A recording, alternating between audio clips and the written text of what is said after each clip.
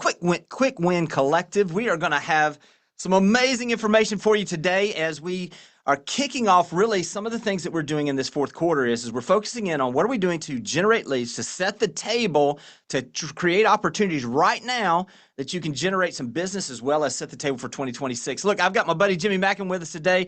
As we're coming in, here we are. We're already coming up on 350 people jumping in right out of the gate. Tell us where you're coming from in the comment section. That way we can see where everybody is coming from. We'll see in the chat there, see where everybody's coming from. We'll give them just a few minutes as they're coming in. And let's see where we're coming in from across the country. Here we go. Coming in now. And a couple of other things. Just wanted to give you a heads up that if you're looking for the replays from some of the previous events, because I know I get emails every week on that, where those replays are on my YouTube channel. If you go to YouTube and you click on the video tabs, you go to live, then you're going to begin to see those. As you guys are coming in, just let us know. Chicago, Richmond, Virginia, Michigan, Orlando, Virginia Beach, St. Augustine. Oh, man, just coming in from everywhere across the country. California, Houston, Des Moines. Great seeing everybody here this morning. Here we are creeping up over 400 already. So excited for all of you to be here. Man, Jimmy Mackin is going to bring the heat like he always does.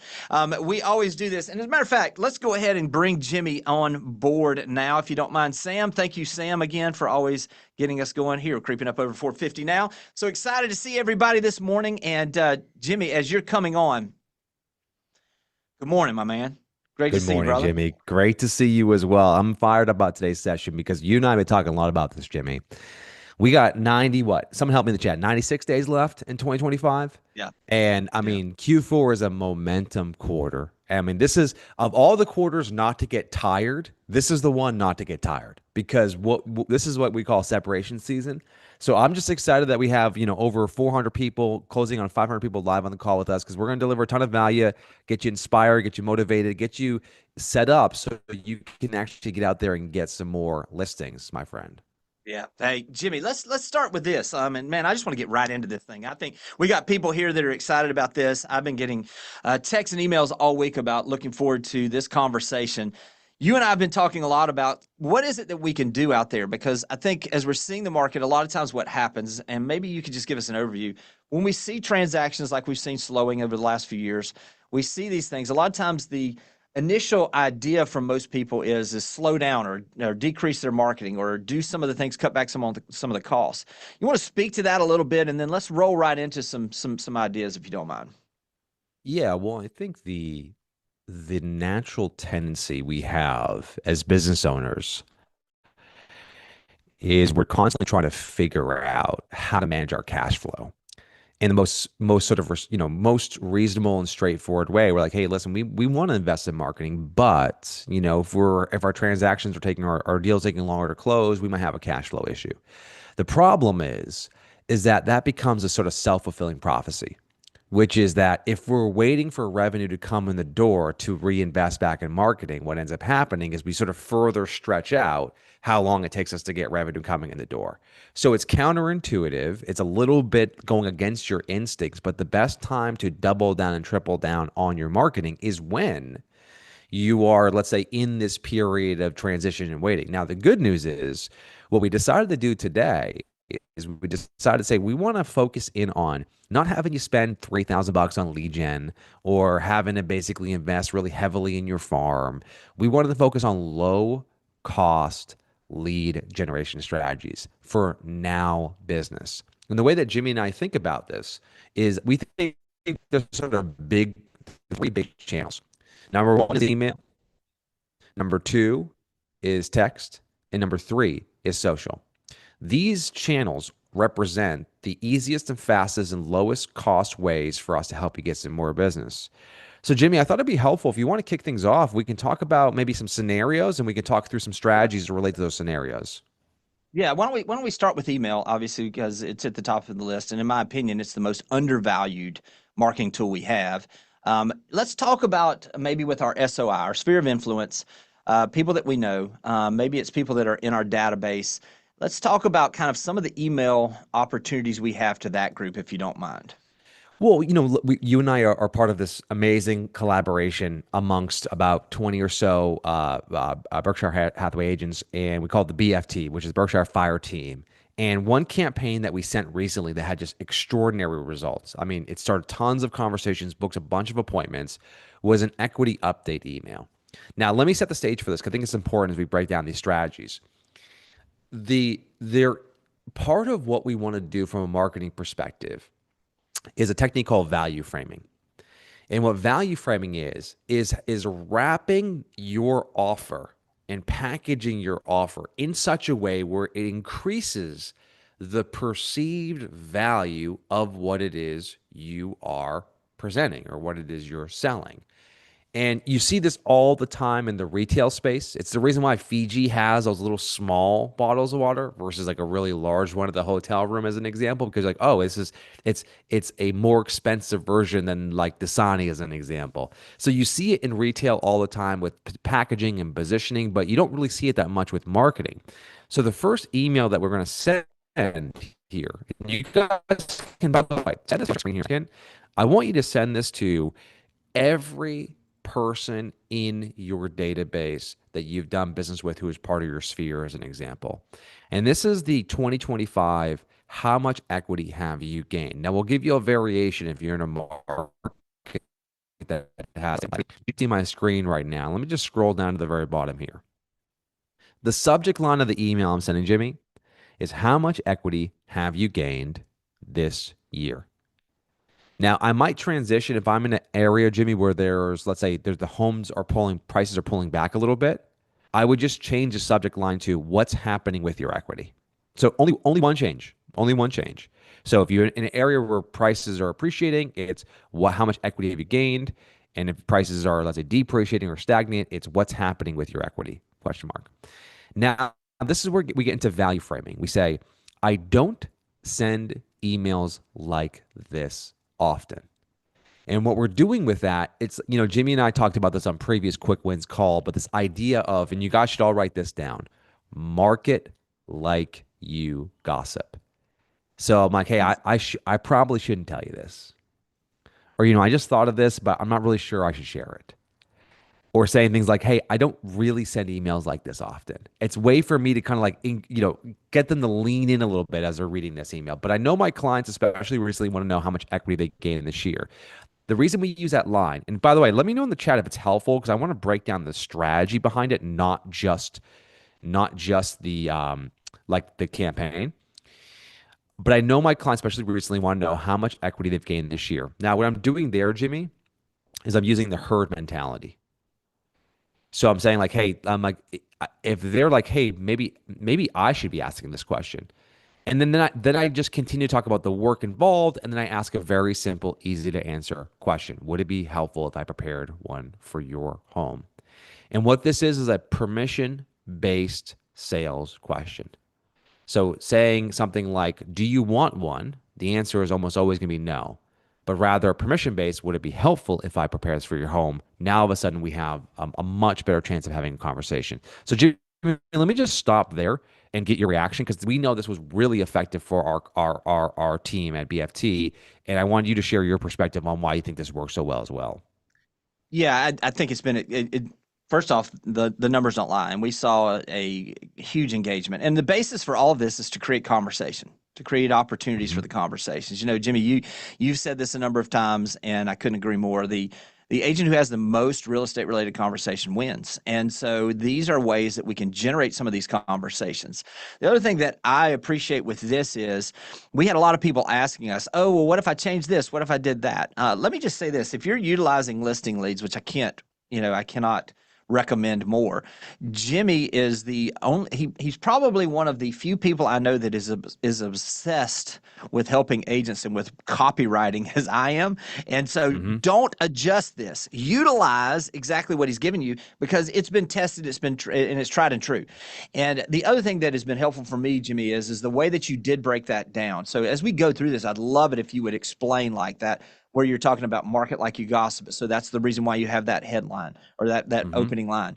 And then utilizing some of the framing of this, because what it's done for me, as you and I have spent a lot more time together, is now when I go in and I'm writing my own copy for emails, or I'm utilizing some of the things that I'm utilizing from listing leads, I'm actually breaking this down in my head in a way to understand that every word has power.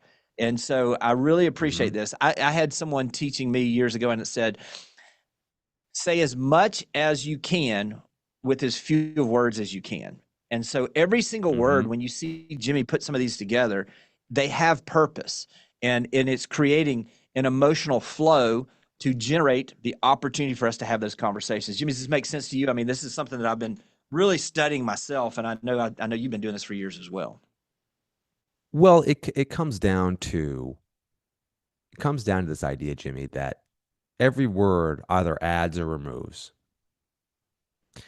And so and I'll give you a pro tip because again, listen, at the end of the day, there's only three things you're going to have to remember about how to grow your business, which is number one, the agent who has the most conversations wins. Number two, the way to have more conversations is through better marketing. And number three, the only way to get good at marketing is through consistency. If any serious marketer will tell you that it's not about these home run campaigns you launch once a quarter, it's like the continuous iteration of your campaigns and continuous execution, even when you're busy, even when you had a lot on your plate. It's all about that consistency creates quality, quality generates conversations. And so, when it comes to copywriting, part of what we're doing here is, I mean, there is a copywriting, Jimmy, is one of those things where if you're good at it, you don't just get slightly better results, you have exponentially better results. And we can all remember examples of this. Think about famously Apple with when they released the iPod.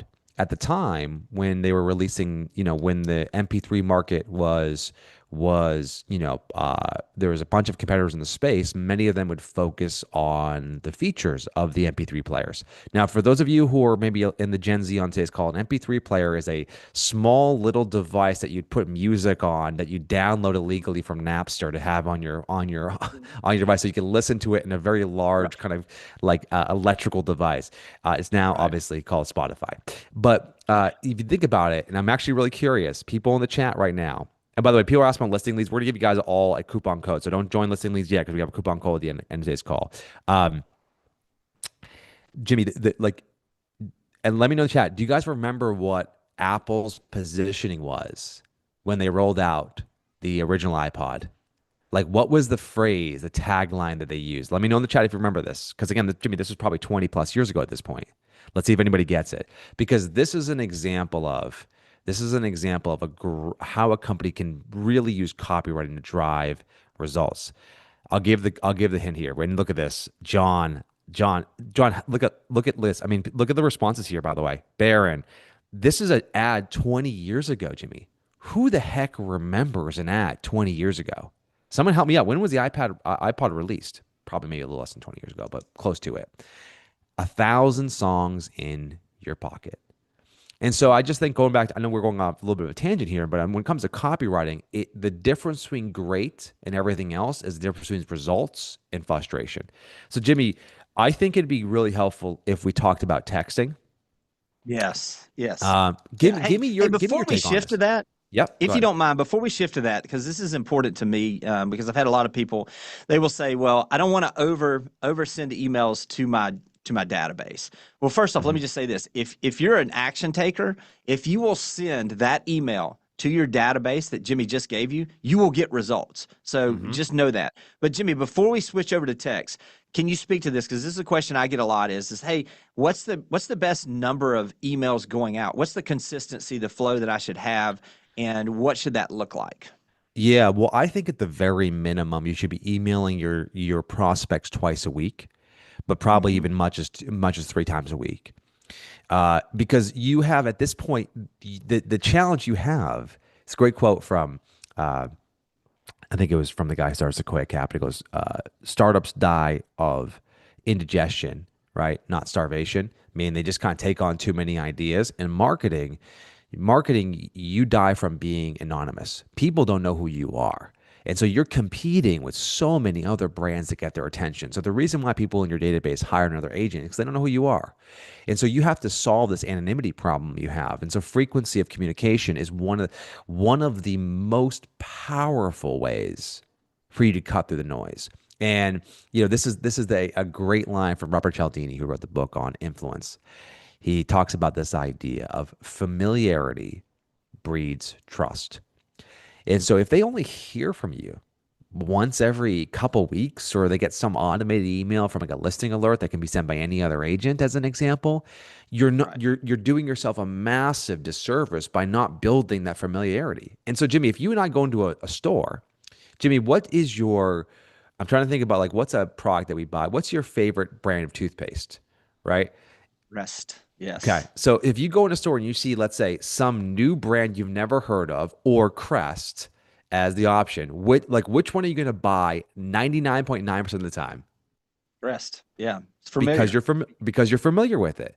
And that's the biggest challenge we have right now, is that for our prospective customers, there's plenty, by the way, plenty of deals out there. This idea that like the market's crashing and there's not that many transactions is complete insanity. It's a story that people tell themselves that is untrue. There are plenty of opportunities out there, plenty of people buying and selling. I mean, we're still having 8+ million transactions on buy side and sell side. The average, by the way, commission. Can we talk about commission for a second? The commission, the total addressable market for commission is the highest it's been in forever. So like, I'm not going to listen to anybody about this market's a tough market. I'm like, sure, great, but the facts are lots of people are buying and selling, and we are now making more commission than we ever have in the history of real estate. So why don't we just focus on what we can control? So coming back to your point, Jimmy, I think frequency matters. 2 to 3 messages for prospects, and then for your SOI, I would be looking at the minimum once every 3 weeks. Mhm. Right? Once every 3 weeks. Something of value. We'll give some examples of that. But I just, we know the data on this, Jimmy. 87% of people say they're going to hire their agent. 12% actually do. Like, I would rather somebody unsubscribe. Let me actually, in the chat, let us know. Would you rather have somebody unsubscribe from your list or hire your competition? Those are your two Mm. choices, right? Like, you let us know. Unsubscribe from your list Yeah. or hire your competition. You tell us in the chat which one you want. Yeah. I'm not Yep. seeing anyone say, I'm not seeing anyone say, Jimmy, hire the competition at this point. Yeah. Yeah. No, this is great. Hey, let's do switch over to text because a lot of going on, obviously, with mortgage rates. One of the things we did in that group that we're working with, that little small private group is you gave a specific text as far as what was happening with rates. We had some incredible results with that. Can you speak to the thought process with some of that, or let's go into text wherever you want to go with this? But to me, that was one that was very timely and Mhm. still rings true and just created a ton of opportunities for conversations. Yeah, well, this one, I think so I'll share my screen here because I think everyone wants to see this script here, but again, I'll break it down for everyone today's session, which is, let's go ahead and share real quick. So this is an example of a script that we used. And when I look at rates today, rates are creeping into about 6.4%. But again, there still are, like, kind of on the annual basis, pretty low relative to the last few months. And they are starting to trend, kind of starting to move frustratingly down, but they are moving down.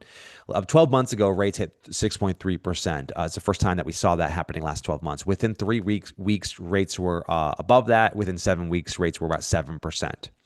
That was last year. Everyone on today's call knows what it's like in a 7% interest rate environment versus a 6% interest rate environment. Our friends over at KCM share some data on this, Jimmy, but we know that the average seller, right, only about 5% would consider selling when the interest rates are at 6%, whereas that number jumps to 35% when interest rates break into the fives. 5.99 is still five. And in the chat, let us know, have you had someone get a 5.99 or lower interest rate in the last few weeks? Because I'm seeing a lot of that success story. So what we're doing with this text, saying, hey, Jimmy, rates just hit their lowest level since October of 2024. Now, you might adjust this because rates are going up a little bit, but you say, hey, rates are now trending towards their lowest level since last year. This just happened, and I want to make sure you know about it. And what we're doing there is we're triggering, in psychology, the term is reciprocity. We're trying to say, hey, listen, we're looking out for you, so here's some information. Now we are seeing applications go up. We are seeing increased activity on showings. We are seeing increased activity on people basically looking at real estate at this point. If rates drop any lower, should I reach out? Now, I'll make one small change here. And this is a way, if you want to get something like now business, the word I would add there, Jimmy, is I would add at the very end of that the word immediately.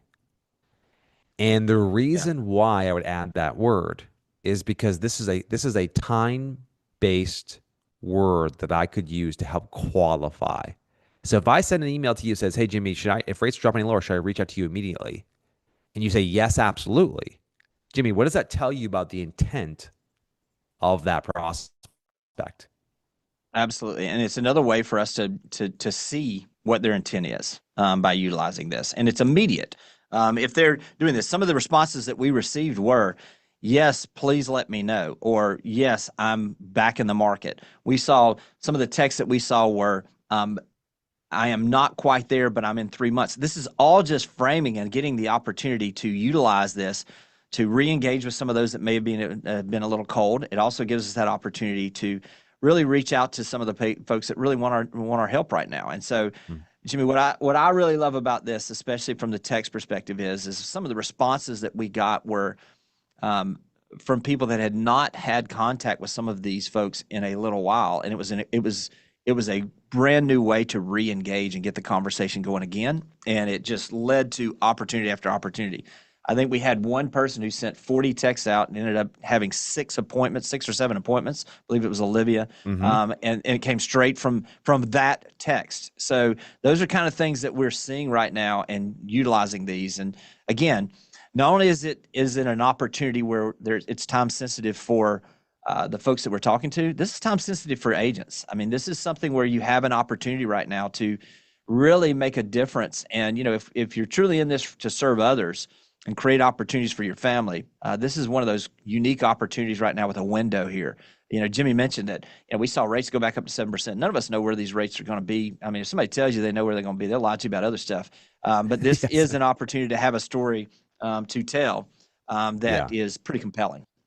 Yeah, and I think when it comes to a campaign like this is a what we would call a situational script. And a situational script is what's happening right now. And you guys can write this down for me, which is number one, there's three things that you can monitor, which is what's happening right now in the market, what's happening right now in the news, and what's happening right now in your business.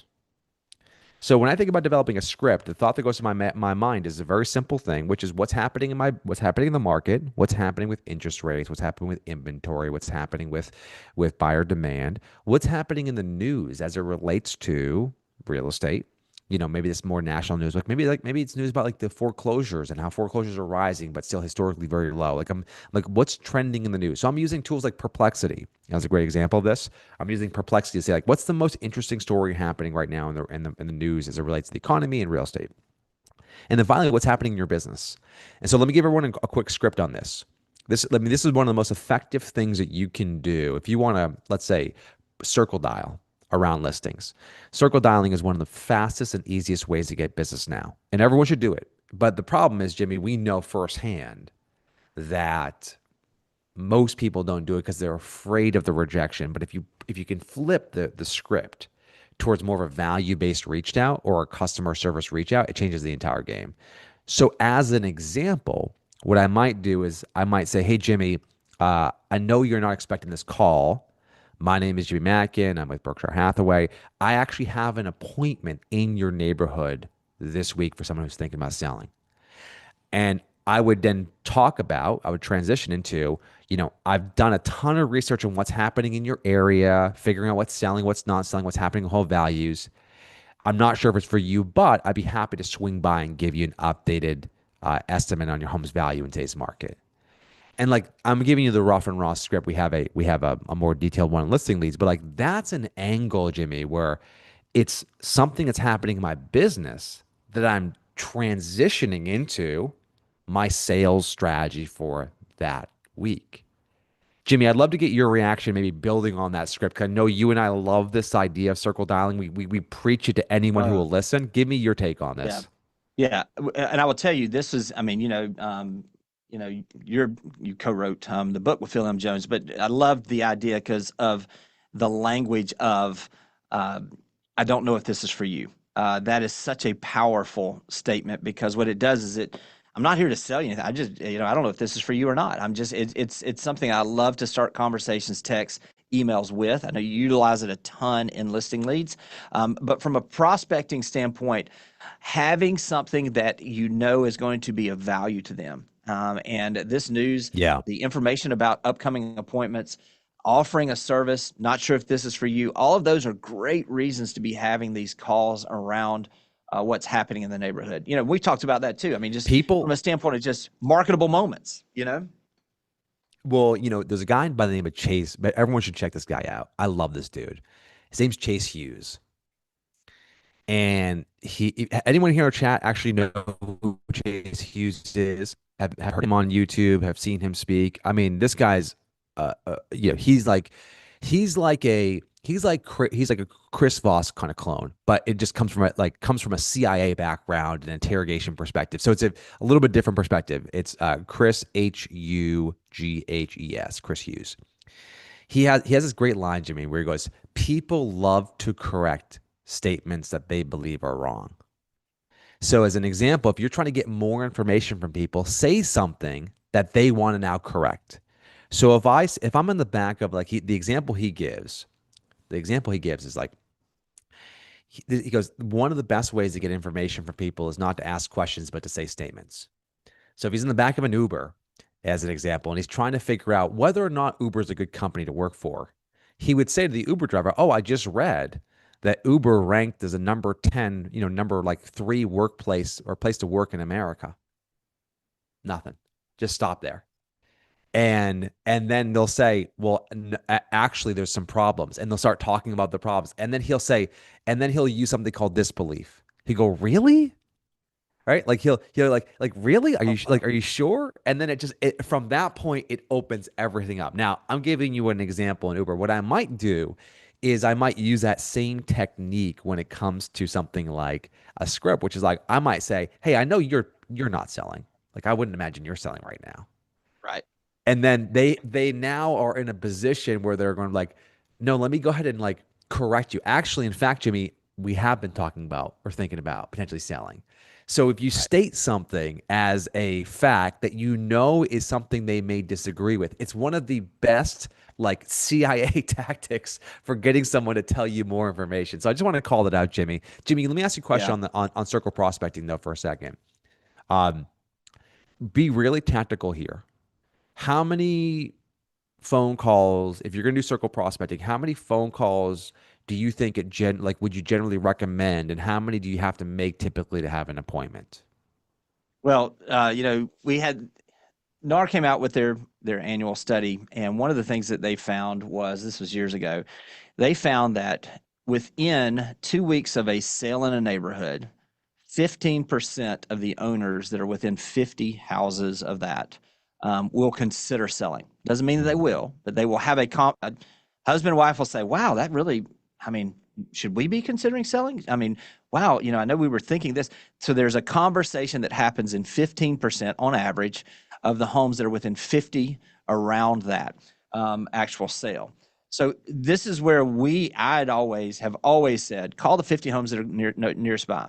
And literally what I will typically do, Jimmy, is like, just like what you're talking about, is I'm not even going in. I'm just basically stating a fact of, "Hey, we recently sold the house next year's." Like you said, I'll say, "I know you're not considering selling, but we had a huge amount of desirability for your neighborhood, and we've got some other people. Just curious, has anybody shared the information about this sale with you?" Mhm. And what I've done is I've framed this in a way that, I'm asking a question, that typically gets a no, you know what I mean? And it's like, "Would you like more information?" Asking them permission to continue. And what we're doing is we're not even Yeah. asking them about whether they're selling. This is one of those we're leading with. And by the way, listen, if you've heard of any of your neighbors, there may be a win-win here because we had some people that missed out, and there may be an opportunity here for someone that is considering selling to be able to possibly sell their home without going through all the process of listing it and doing those things. It's just a way to start the conversation. And then literally, typically, like you said, they will tell you if they are considering selling. And you will be able to tell by the questions Mhm. they ask as well. And then, of course, as always, if it never comes up, this is the thing that I've always said is if it never comes up about their house, at the end of that call, just simply close that call out with the line that you and I have both used for years. is I'd be the worst realtor in the world if I didn't at least ask if there's a price where you guys might consider selling. And then just be quiet. And you'll be amazed at how that will open up a conversation of, well, really, it would have to be something pretty spectacular. We're probably 2 years out. We're 1 year out, Hmm. but you're getting an understanding of where that is to fill up your database with those things. So for me, what I always consider is when you have these marketable moments, and look, those marketable moments and those conversations start happening when there's something new in a neighborhood. We're still having some neighborhoods that are pretty tight on inventory, especially in the Yep. Northeast where you are. From that standpoint, letting people know, hey, we're having an open house. Just want to make the Hmm. neighbors aware.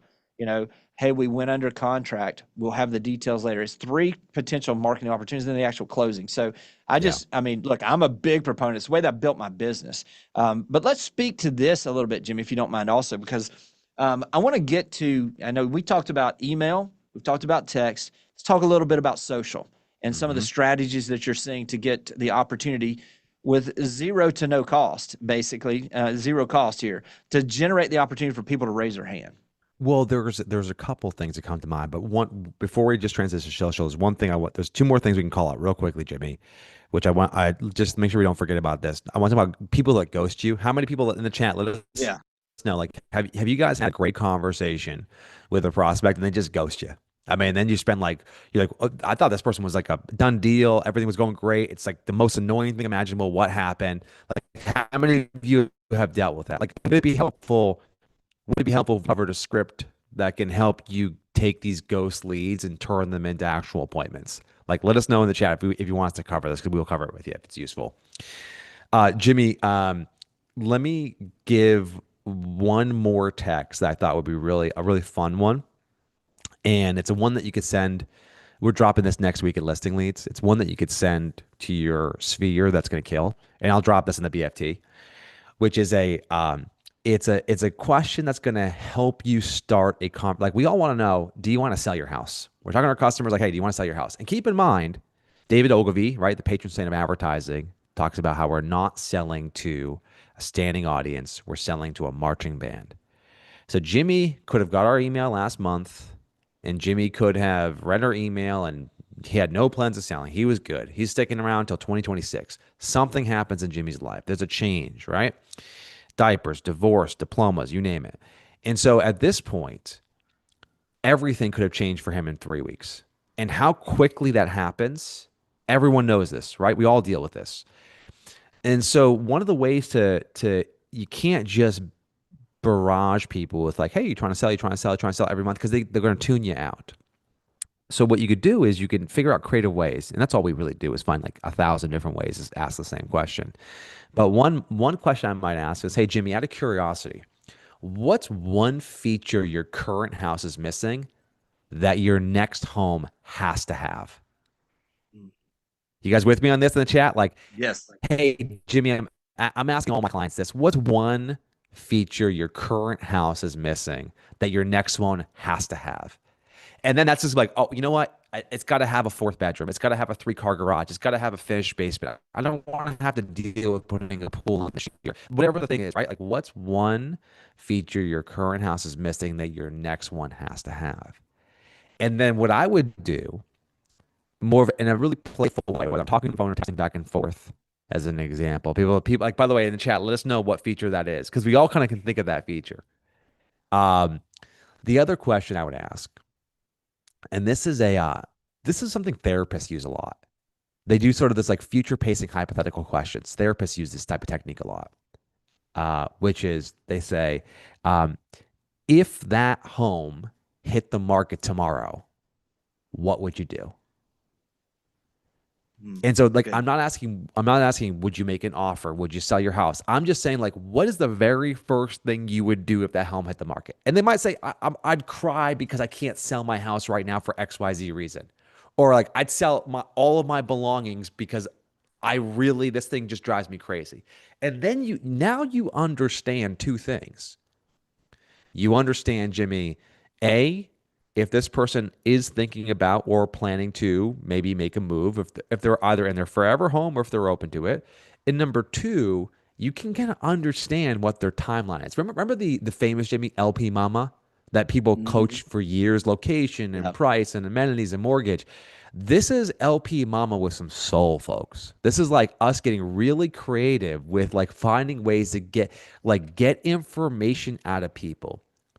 And how many of you, I'll repeat that second question. Yes. And Roberto, that's if they respond to the first one, which is I would say, hey, Jimmy, I'm asking all my clients this. So now it's like I'm lowering the temperature in the room. Hey, Jimmy, I'm asking all my clients this. So you're not the only person I'm texting. I'm just asking all my clients this. What's the one feature your current house is missing that your next one must have? They'll respond to that. Then the second text, I would say, okay, I would literally, this is exactly what I write. Okay, I just have to know now. What would happen if that home hit the market tomorrow? What would you do? And that, I mean, like, so like it's again, this is a conversation. I'm trying to engage them. What did I say at the beginning of today's broadcast, right? The agent who has the most conversation wins. Jimmy and I talk all about this all the time. Every time you hear us present together, we beat that drum. We are on a mission to help you guys have more conversations. That's like our life's goal here. And so that's all we're trying to do. And then all of a sudden now it's like, now Jimmy, just for a second, contrast what you and I just did there. Contrast that to like, hey Jimmy, what location are you interested in? Hey Jimmy, do you have a mortgage lined up? Hey Jimmy, like what's your Totally timeline? different. I Mhm. mean, like which one are you going to be more, which one do you think is going to get you more information you can work with? Jimmy, love to get your reaction to that technique because I just want to make sure before we cover social, this is one that you could 100% send to your SOI to figure out who's making a move soon.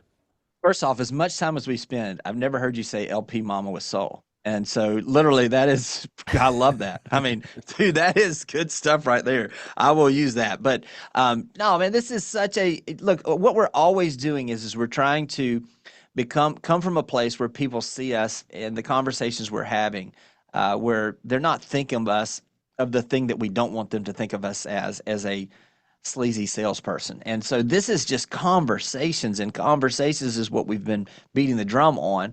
And so I love this. Jimmy, let me ask you though, this is just having as you're having general conversations. This could be done in a this could be done in a format for social. This could be done for a text. This could be done in an email. This is just something that you could utilize. What would be the highest and best use, and how would you transform it maybe into something with social or some of the other techniques as well? Well, it's a great transition, Jimmy, because I think when it comes to social media specifically, um, the thing that I think some of the advice that has caused so much wasted time, energy, and money on social media is when someone came along and said, you should be your authentic self and you shouldn't talk about listings in real estate. You should talk about like, yourself and that's kind of the main thing. Let me give you some news. The consumer does not care about what's going on in your life when it comes to like the average consumer who doesn't know who you are. What they care about is how can you help them achieve their goals? And one of the things they look for in a real estate agent is they look for an agent who understands what's going on in the market, has access to listings no one else has, who's act like what's the old expression, Jimmy? If you want something done, give it to a busy person. So as much as social media might make you feel cringe, as an example, which is a Gen Z term, Jimmy, as much as you might hate the platform, the reality is that like it's really our jobs there is to sort of showcase the fact that we're great at our job. And I think listings are the best vehicle to attract prospects on social media. So I'll give you an example of this, which is uh, I'm a fan of, and by the way, to be clear, it's not mutually exclusive. You can talk about yourself on social media, you can promote yourself on social media, but ultimately, let's be clear, like listings are one of the greatest drivers of that. My buddy Sam RP, this guy's generated over $250,000 in GCI commission from Instagram in the last like 18 months with doing one thing, doing faceless videos of listings. Okay. So there are plenty of listing videos out there that go viral for being funny, being interesting. This guy's driving real commission for his business. And we'll drop a link to his social media profile here in a second. So when it comes to social media, one of the easiest things you can do for social media, and I'm a huge, huge fan of this, is just like the deal of the week Yeah. Instagram poll. Now, Right. let me give you a couple examples of this. Deal of the week is you can go and you can find the most viral listing on social media. You can find a home that's off market, you know, it's going to sell quickly.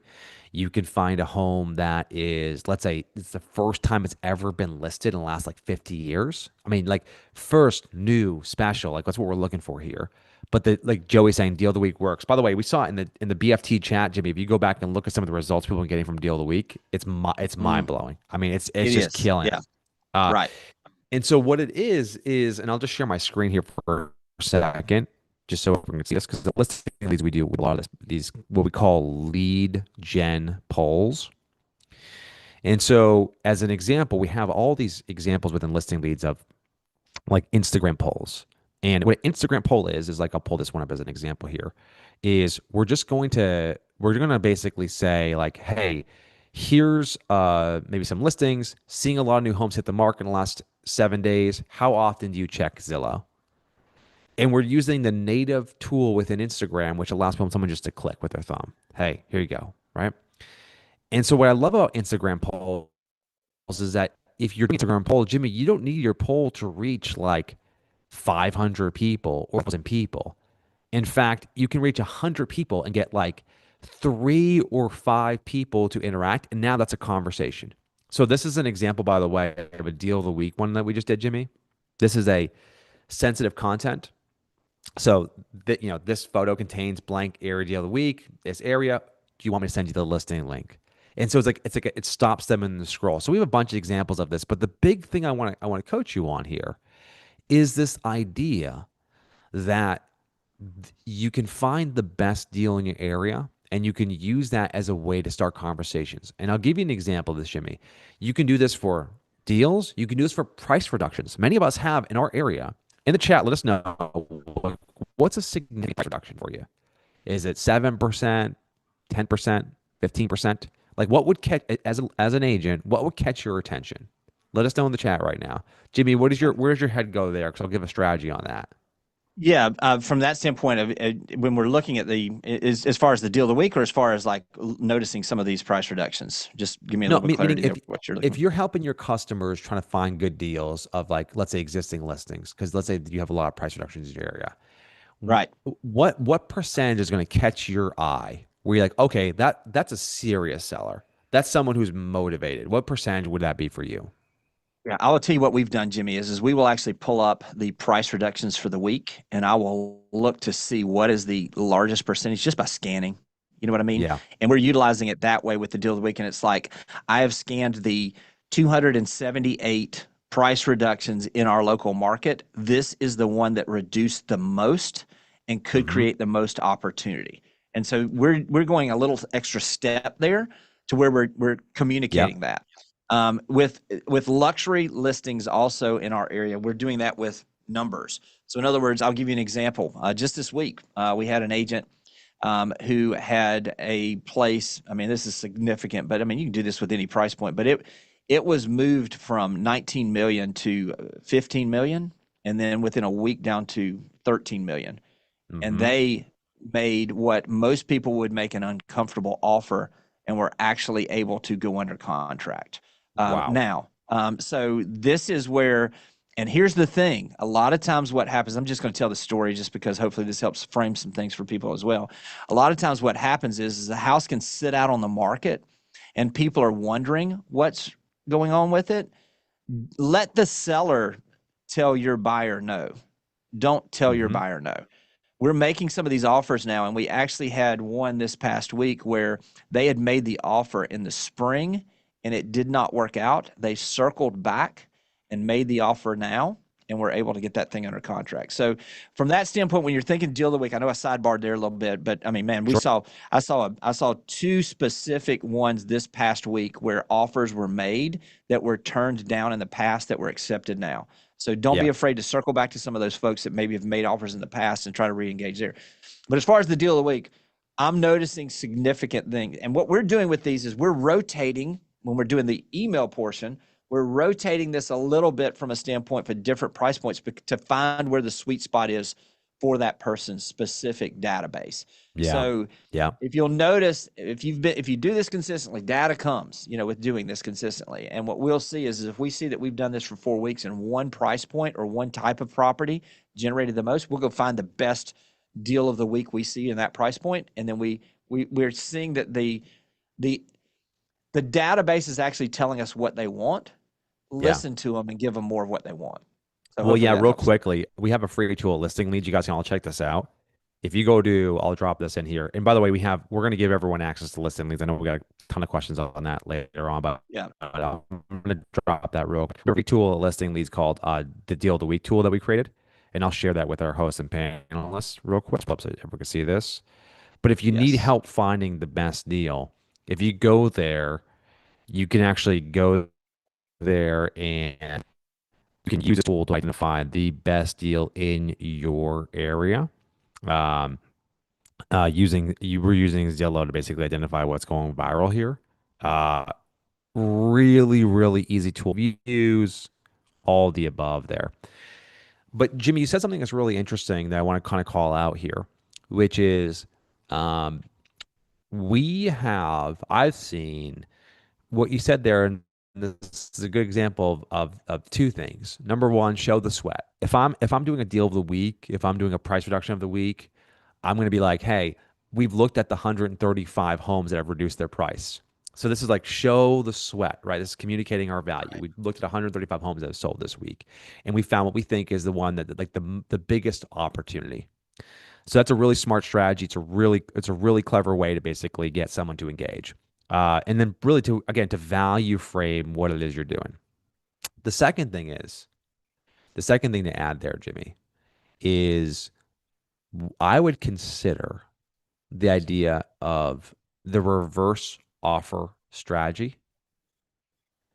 And how many of you in the chat right now, let us know, have you ever heard of this concept of the reverse offer strategy? And I'll break it down. Jimmy can kind of expand on it a bit for us. So a lot of noses, a lot of no's, some yeses. So in people, Susan's saying it works. Susan, go deeper for us on this. Yeah, we got some TF coaching clients. Yeah, Tom Ferry and I were literally just talking 20 minutes ago about this actually, because we're like, more people should be doing this. But the reverse offer strategy is if you have sold or if you have showed the house, oftentimes the first step is the hardest step. And so in a transaction, Jimmy, in most instances, the first step's the hardest step. The buyer has to make the first step. They have to one to put the offer in. Whereas if you get a house been on the market for 6 months, I would actually sit down. I would sit down with my seller. I'm like, listen, normally in this market, we would look to do a 20% price reduction given how much inventory, given how problem it is. But what I'd like to do is let's say 20% is where we want to end, where we would like go to. Why don't we go through every person who has seen the house in the last 3 months, everyone who's acquired, and why don't we just present an offer at 10% below our current list price? Now, you and I both know we'll go to 20%, but why don't we just put an offer in front of them? And now all of a sudden you've taken the first step, which is the hardest step. And now you're the one who's presenting the offer to the buyer. Now the buyer has something to review and negotiate. Now, if they have no interest in the property, it's probably not going to go anywhere. But if they're Right. interested in the property, only thing is the price. Now, like the negotiation has some momentum. So you were bringing this up. I'm such a huge fan of this idea of removing friction from the process to help agents Right. sell more listings. Could you expand on that just a bit more? Because I think people could, if you got listings that are Yeah. sitting that have been seen, I think it's a good opportunity. Yeah, and let me just speak to a little bit about to the price reduction, and because one of the things that we've been, a lot of these, it's all about what is the buyer perceived value, and what Jimmy's talking about with reverse, and coming in with a, hey, we're wanting to come back to you with this, is a perfect example of that. Let me give you a couple of things language wise. Number one is that if you've got an offer and your seller's just not comfortable with it, one of the things that we've always tried to communicate is okay, we have an offer here and it's at this price. And let me put it to you this way. Based on everything we're seeing here, of course, we could have things happen in transactions, but based on this is the sales price we could get with this offer, this counter offer, wherever you are in the process. And let me just flip this a little bit, because if we have someone here that's willing to buy this, if you don't sell it at this price, you're buying it at this price, because basically you are saying it's sold at this price. You are now buying it at this price. So from this standpoint, would you buy it at this price? And if you wouldn't, then this is a place where we really ought to consider this offer a lot stronger. Now, on the price reduction side, let me give you a little language there as well. one of the things that we're doing is and when you're having these conversations, and a lot of people have just not had these, it's almost like we've got atrophy from some of the top agents. They just not had these conversations in years. You know what I mean? They have this muscle, but it's just not been used. Reframing this in a way now where we're going in and we're basically, what I'm utilizing is I'm saying, hey, listen, I need to have a conversation with you. I need you to do one thing so that it unlocks the opportunity for me to do 20 things. And what we're talking about is relaunching this listing. And look, we're all going to do certain things. We're going to call all of the people that have seen the house before. We're going to make sure that we're hitting all the social media, all the things that you're going to do. And then you can utilize actually going in, and we're utilizing this a lot, is we're going into AI and just simply asking, hey, give me 20 creative ways to market a home that has a recent price improvement or price reduction. And so we're coming with those things with a plan of action so that it's not you just coming back and saying, you need to reduce your price. It's like, please help me out. By reducing this price, it unlocks the opportunity for me to do these 20 things to help you get your home sold. So just some ideas there, because these are conversations we're all having. Hopefully that's helpful as well. One thing, looking at the clock, I want to make sure, Jimmy, because look, I think I'd be doing a disservice if we didn't let people know about listing leads. To me, it's the best tool that's out there right now. We're seeing effectiveness with this.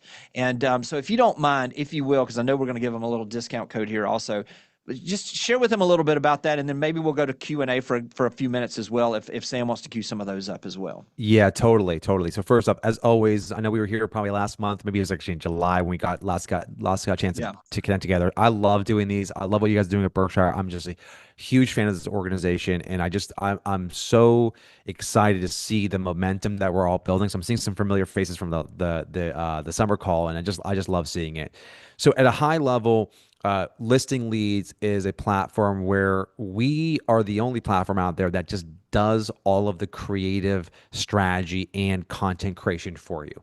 So whether you're trying to do email marketing or text marketing or social media marketing or direct mail postcards, or you're trying to do YouTube video, we are your creative agency. So we'll create the scripts, we'll create the emails, we'll create the postcards. All you've got to do is execute it.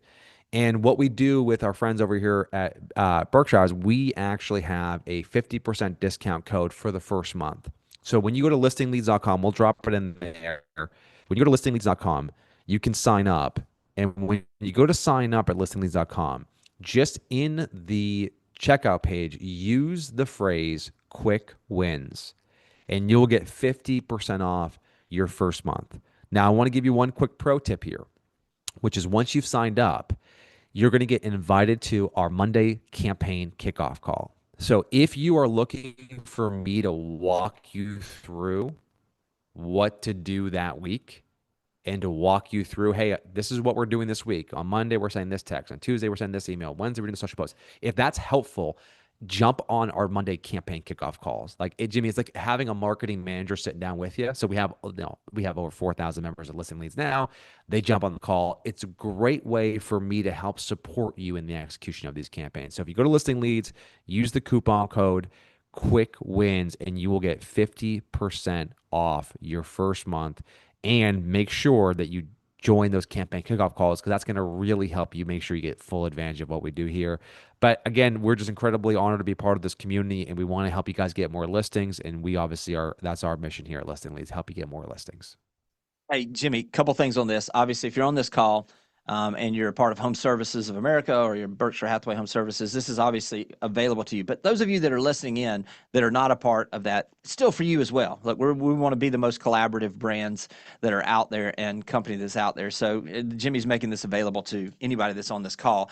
And I will give you a perfect example of this. Jimmy, I mean, you and I, between texts and phone calls and everything, we're communicating just about every day. And this morning, you rolled out, something that I'd never heard before. This is what I love about this, is everything continues to be fresh on Listing Leads. What you're seeing is when you get the weekly campaigns that he's doing, these are campaigns that he's putting together based on feedback from like the group that we've got, groups of people that he's talking to on a daily basis. Obviously, I'm sure Tom gave some feedback in the last little bit, co-founder, obviously. So those are the kind of things that I love about Listing Leads. One thing I would just say to all of you that are out there, this is a time to take action. And we started this call with Jimmy saying, hey, this is separation season. We've always talked about this fourth quarter being separation season. It's when people get and they're like, well, I've either had a great year and I'm going to coast through the holidays, or maybe I didn't have the year, but I'm going to really get things kicked off at the first of the year. This is the time when you can really separate yourself. And it's one thing, knowledge is not power. Power is action. And you can get the knowledge through listing leads. You can get it through the things we're doing. What I would just encourage you to do is take the action. Sam, we got some questions. Jimmy, thanks again, obviously, for this. We want to go through a few questions here. And if we've got any that we're pressing, and we'll get to some of those. Absolutely. Great stuff, guys. Big questions regarding some newer agents. So a certain amount of people in the audience right now are newer agents and don't have a lot of the leads to incubate in their databases. And so as they're having these new conversations, Jimmy Mack, how would you just reframe that possibly if you're talking to cold leads or as people are coming through open houses, that kind of thing? First off, let me just say this. The most important thing you can do if you're a new agent is to build your database. And so a couple of tools that are out there. If you want to go to my YouTube channel, one of the videos that's gotten a lot of run this year has been one I did basically a sales meeting that I recorded where I did 25 different ways to generate leads. So let me just encourage you. Number one is build your database, whatever that looks like to you. We talked about circle prospecting. We talked about open houses. We've talked about, look, you get sweat or debt. You want to do the work. You want to buy some leads, whatever it is for you, find a way to build that database. And look, this is not where you buy a bulk database. This should be a consistent process that you're doing throughout the entire process of growing your business. So I want to start with that. Jimmy, you want to speak to a little bit about some of the language changes, and then I can add to that as well. I think as a newer agent, what you want to do is you want to position your experience and value through the lens of the team. So as an example, you're using borrower credibility. So as an example, hey, my name is Jimmy Mackin, and I work with the Burgess real estate team in 30A. We have sold, 1,200 homes over the last, 18 years. We have a whole team of support staff to make sure our clients have an amazing experience. I'm using a little bit of the borrower credibility. So part of the challenge right now is the first people that are probably going to hire you are going to be friends and family members, or frankly, people who are like buyers. Sellers are a lot more selective about hiring a new agent. So part of my focus is going to be really getting my buy side business rolling, because let's be real, a buyer will likely work with an agent who's a little bit less experienced, so long as that agent makes up with it with effort and communication. If that agent is not going the extra mile and not going out of their way to make sure that customer feels like this is an incredible experience, they're going to have some challenges. So I think from an issue when you make it one, and your ability to demonstrate through your actions that you're going to figure things out for people is what they ultimately care about. When I bought my house in New Hampshire, I did not ask my agent how many houses they sold. I work with the buyer's agent. I was like, they were just getting me to where I wanted to go as quickly as they could. And I thought it was just it was a good experience. I think it just becomes a matter of leveraging your team's production to help with that question, being honest with people about it if it comes up, but also just your effort and your actions are going to dictate people's perception of you, not some resume number. To me, I've hired hundreds of people in my career for my companies that I've built. Never have I looked at where they went to school. Never have I really looked at their work history as a leading indicator. It was just the conversation I was having and what they did post interview. And I think that's the same thing for people who are looking to represent their house in a sale or help them find a home. Yeah, so let me add to this. If you're a newer agent, it is about the hustle. So, and live that out loud on social. So for instance, if you've got a group of buyers and you see that there is a new listing that comes on the market, instead of waiting, go and say, I have 2 potential buyers to that listing agent. I'd like to do a video walkthrough to see if it's something they would like to see. Go do the video walkthrough, text it to those folks and just say, hey, listen, I wanted to save you as much time as possible. And when we look at the pictures and we look at the details, it doesn't give us the flow of the house. So I went ahead and went out to this house and actually videoed this walkthrough for you so that you can see if it's something that you might want to take a look at. It's brand new to the market. If so, I'd like for us to set that as quick as possible. If you do that, and look, when you're doing it, if you've got multiple buyers, you can send the same video text to multiple people. It's showing the hustle. Then show that on social media. Be out there. Hey, this listing just came on. I have 2 potential buyers that this might work for. So I just wanted to give you guys kind of a behind the scenes look at what I'm doing for my buyers. And so now we're living out loud. We're showing those things. Look, one's better than none. Find one person, stay focused on them, but just keep growing that database as a new agent. And obviously on the buyer side specifically, your natural flow in the business is that your buyers ultimately become your referrals. They refer you people as well as become your sellers. So just start out in that area, and I think that's going to be the best thing we can do. Jimmy, somebody was asking about, they were not seeing where to put the code, the coupon code in there. Any idea on Yeah, that? I'll just go there real quick so everyone can see this. Give me one second here, Jimmy. I'll log No worries. out While so you're pulling it everyone up, can Sam, see if you want to this. get us queued up for another question, and we'll take a couple more here. I know we're going to be cognizant of time. Thanks for everybody sticking around. I know, obviously, we want to answer any questions you've got if you want to drop those in the chat as well. JB, maybe you can give us some coaching regarding some agents would like to know how would we handle getting maybe permission from a listing agent if we're going to do the deal of the week. In some marketplaces, it may be a little questionable as to whether or not I should be promoting someone else's listing. Yeah, look, just own it. I mean, a lot of times and in reality, use that as, I even use those in the emails. I mean, if you feel like you need to get the permission, just say, hey, look, I'd love to promote your listing to some friends of mine via email. Our job is to promote listings. You know what I mean? And so literally I'm not as worried about it, but if you feel like you need to, just ask the listing agent. But this is the way that copy looks. I've scoured everything on the market. This isn't even one of my listings, but it is the best deal I found this week. So what you're doing is you're framing that in a way that you're owning that it's not your listing, but it just gives you that capability. Does that help, Sam? Hopefully. Absolutely. All right, Jimmy, did you want to show that again real quick, or did you show that? I kind of interrupted you there. Yeah, yeah. I dropped the link in the chat for everyone. So if you go to listingleads.com, you'll be able to go there, and then you can just, when you go to checkout, on the left-hand side, you have an option to add a coupon code. And again, it's quick wins in that coupon code, and that will take 50% off your first month with us. So if you just go to the checkout experience, when you go to basically enter in your credit card, you'll be able to add the quick wins promo code on the left-hand side. If you got questions about that, just email our support team. It's just support@listingleads.com. We're happy to set your account up. But I want to remind everybody, make sure that when you do sign up today, make sure you do join the campaign kickoff call on Monday. So I want you guys signing up and using the product, but I want to make sure that first month we just start getting you in motion, start getting you executing these campaigns, because we go much deeper on the campaign kickoff calls in terms of technical execution of it, Jimmy. Yeah. Hey, one question is, if somebody's already a member and they're looking to switch to annual, this really doesn't apply to that. This is for someone that's signing. I mean, it's not a discount for somebody to go to the annual membership, I'm assuming. Correct, Jimmy? Yeah, correct. For it's 50% off the first month. That's correct, Jimmy. All right. Any other questions out there? Nope, you covered that. So it's 50% off the first month, whether you sign up month to month or annually, it's still the same value. So absolutely. Yes. All right. Hey, I saw something earlier that I wanted to mention, because somebody was asking about how are we doing group text or doing bulk text.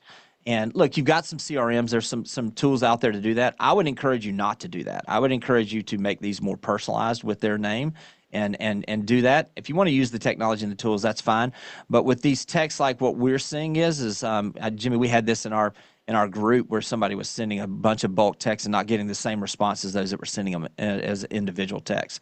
So I would just encourage you, make it as personal as you can. That's just you're gonna get better results when you do those things. Yeah, 100%. 100% agree. Sam, any other questions for Jimmy while we got him on here too?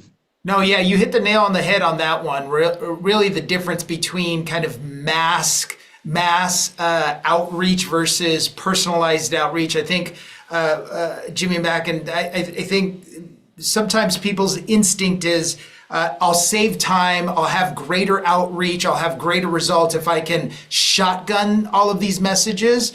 But I think what you're ultimately teaching is you probably get more with a much more narrowed focus sniper approach than you do with that shotgun. Do you agree with that? Yeah, I think ultimately it comes down to, it's funny.